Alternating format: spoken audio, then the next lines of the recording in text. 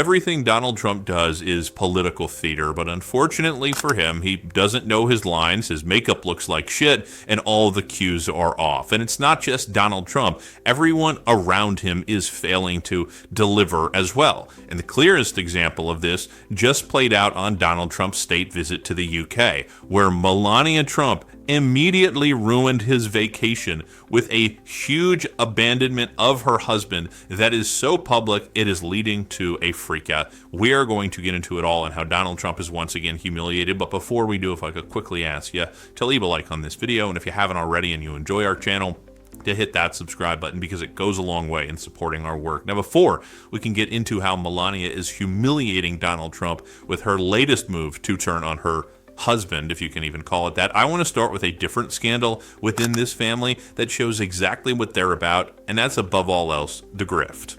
So this is the most corrupt White House in the history of the universe.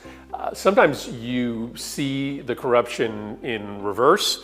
Sometimes you see it in real time. Sometimes you see the corruption before it happens. And let me explain to you a corruption story that is in process. So you know the Department of Defense is going to be making tons of drones and buying a lot of drones in the coming decade. We've seen how lethal and effective they are in warfare in Ukraine.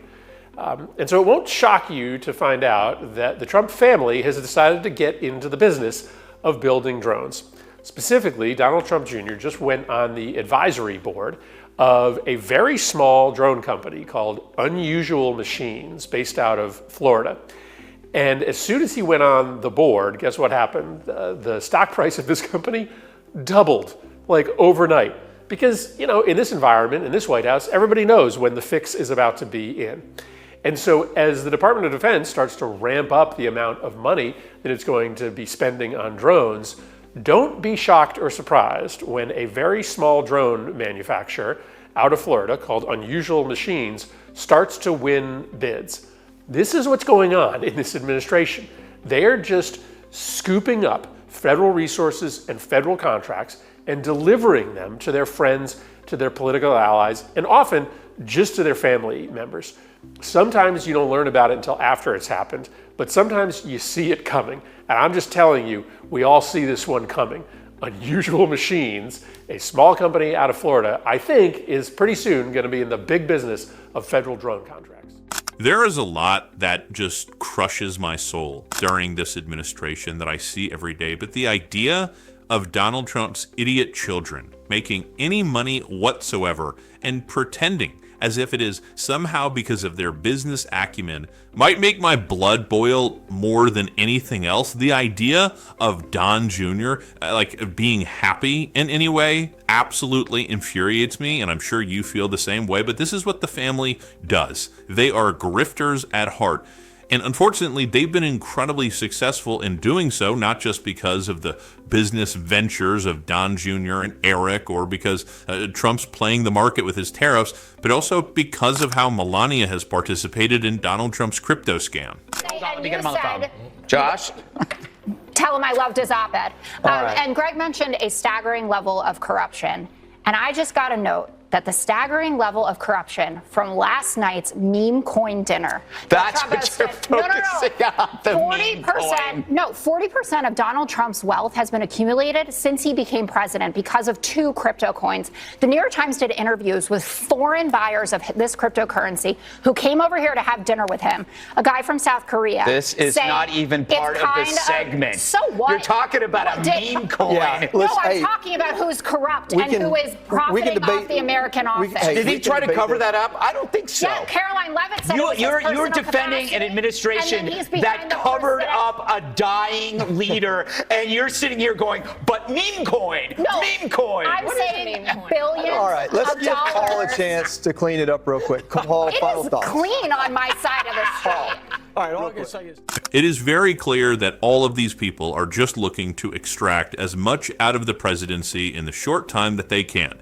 That's it. That is what this family is after, and it's why Melania Trump has likely stuck around. We know she's never in Washington, rarely at events, and when she is, it's to be Donald Trump's essentially helper, Like, he can't hear, he can barely walk. She's giving him instructions, but she won't hold his hand. This is clearly a contractual arrangement at this point, and now was made abundantly clear when this leak went public about the nature of their sleeping arrangement at the state visit to the UK.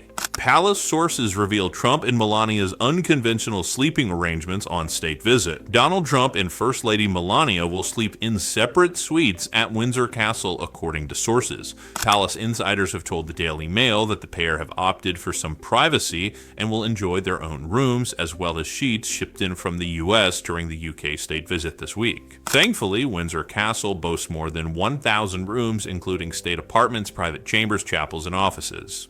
Below Stare Wags, noting that Melania has a separate suite, joke that if she'd ask for a water bed, she could effortlessly drift apart from Donald. Alastair Bruce, a commenter for Sky News who specializes in royal matters, explained that principal guests at Windsor Castle enjoy a suite equipped with both a double and a single bed, meaning that the couple could have shared a room without Trump stirring Melania's sleep upon return from late-night engagements. The suggestion that the Trumps are effectively separated has lingered in the background of the administration for months. She lives mainly in New York as her husband rips up and redraws the White House in his image down in Washington, D.C.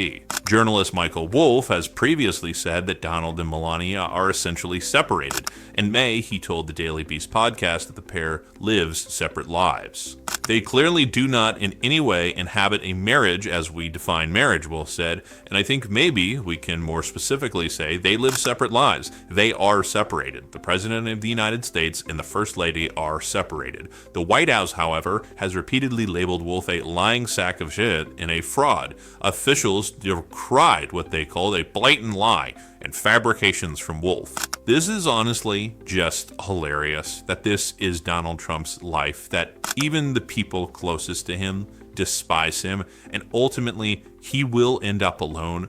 The closest person to Donald Trump in the chain of command, J.D. Vance, does not give a single shit about him, and neither does the First Lady, or likely his kids. They just want to profit off of him in the same way that he has profited off of us. Donald Trump is grifting from the American public, but those closest to him are grifting off of him. There is no love, there is no admiration in this administration. It is full of backstabbers who are looking to get one over on each other. It's the reason Scott Bessent's getting into fistfights all the time. These people are awful, and I hope one day when they're alone, they realize why, and they have to reckon with that. It certainly won't make me feel good enough to ever move on from the damage that they have caused this country.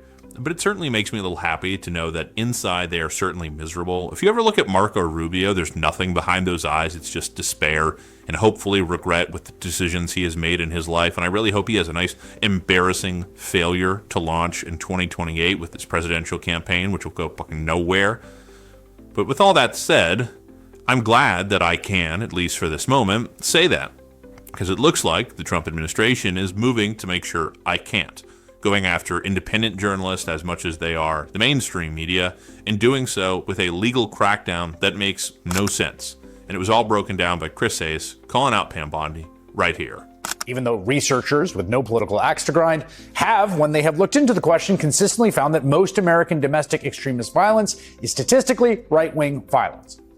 The New York Times reports President Trump and his top advisors threatened on Monday to unleash the power of the federal government to punish what they alleged was a left-wing network that funds and incites violence, seizing on Charlie Kirk's killing to make broad and unsubstantiated claims about their political opponents. That is the plan, plain as day. In fact, they announced it on a special episode of The Charlie Kirk Show, hosted by Vice President J.D. Vance. We are going to channel all of the anger that we have over the organized campaign that led to this assassination to uproot and dismantle these terrorist networks. So it is a vast domestic terror movement. And with God as my witness, we are going to use every resource we have at the Department of Justice, Homeland Security, and throughout this government to identify, disrupt, dismantle, and destroy these networks and make America safe again for the American people.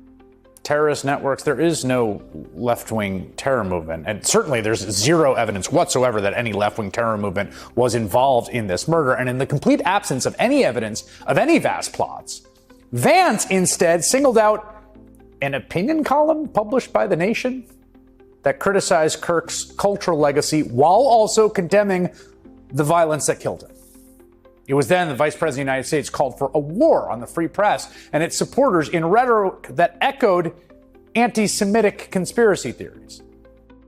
And there is no unity with the people who fund these articles, who pay the salaries of these terrorist sympathizers. Did you know that the George Soros Open Society Foundation and the Ford Foundation, the groups who funded that disgusting article justifying Charlie's death, do you know they benefit from generous tax treatment?